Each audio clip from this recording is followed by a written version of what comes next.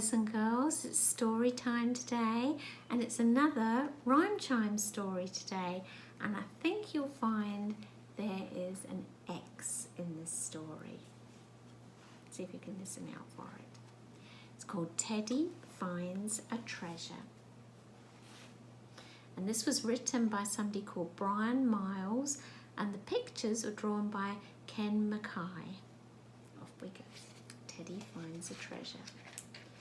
Wind-filled sails crisscrossed the bay, and the sun shone down on a beautiful day. Teddy and friends relaxed on the sand. They had swum in the sea and now felt grand. Bessie and Belle were digging on the beach.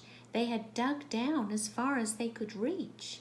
Teddy, who was enjoying a quiet little nap, was startled when Bessie cried, "I've found a map!" They stretched the parchment out on the sand and looked astonished at a map of the land. "It's a map of this bay," Jimbo said. "X marks the treasure," Teddy said. Can you see the X on the map? Next morning, the bears were camped at White Cliff Bay. They could see to Portsmouth on a fine sunny day. They cooked their breakfast on a fire made from wood, then donned their life jackets as all good sailors should. "We'll sail on the morning tide," they heard Teddy say, then clambered down the path to their boat where it lay. With sails set true and bearing compass in hand, they would find the treasure as already they'd planned. The bears were eager and ready to start, and on board they climbed, Jimbo with the chart. "We'll sail round the rocks and then to the cove. Like true seafarers, they were all very brave." Out into the Solent from the Isle of Wight, the bears in ship-shape fashion made a wondrous sight. They passed an ocean liner going on its way and laughed and shouted in delight at the cool salt sea spray.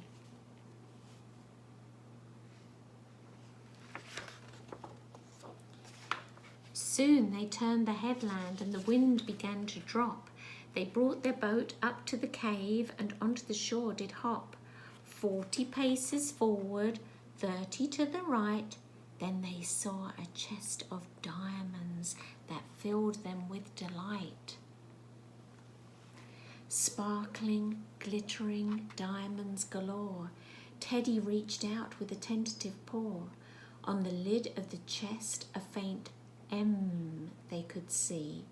"It's Captain Morgan's treasure," they shouted with glee.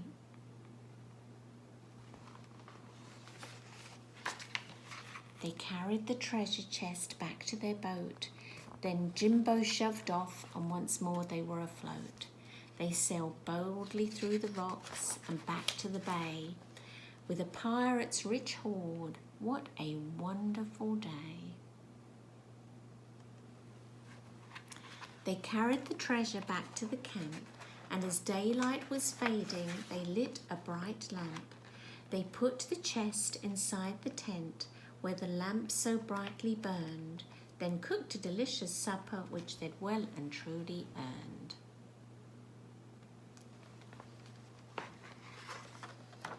They sat round the campfire, drinking honeyed tea, talking with great excitement of their day upon the sea. Soon they were feeling tired, and onto their beds did creep. Tired heads lay down, and all was soon asleep. The birds woke them next morning, singing in the trees, turned into a symphony by the humming of the bees. Teddy's mummy and daddy were coming to take them home, and on the island ferry they would sail across the foam. So it's time to go home.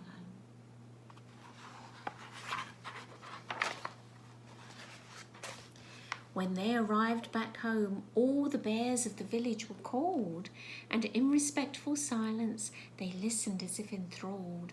The chest of diamonds was on display for all the bears to see, but suddenly from the gathering came a murmur of great glee. The intrepid bears were bewildered and looked about in dismay. Why were all the other bears laughing in this curious way? Then came the friendly police bear who had always been kind to them, and with a twinkle in his eye, he explained about the M. The M is for marbles, he said with a smile. The bears roared with laughter, they could be heard for a mile. Your treasure is very pretty, but value it has none. So let us make the best of things and have a little fun. Teddy laughed, Jimbo guffawed, Bessie and Belle rocked and roared. Grandpa Bear slipped off his chair and Grandma's hat flew in the air.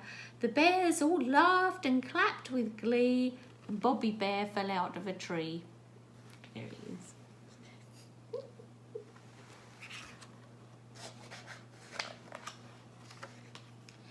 A great marbles competition was staged the next day, and the marbles shared out for everyone to play.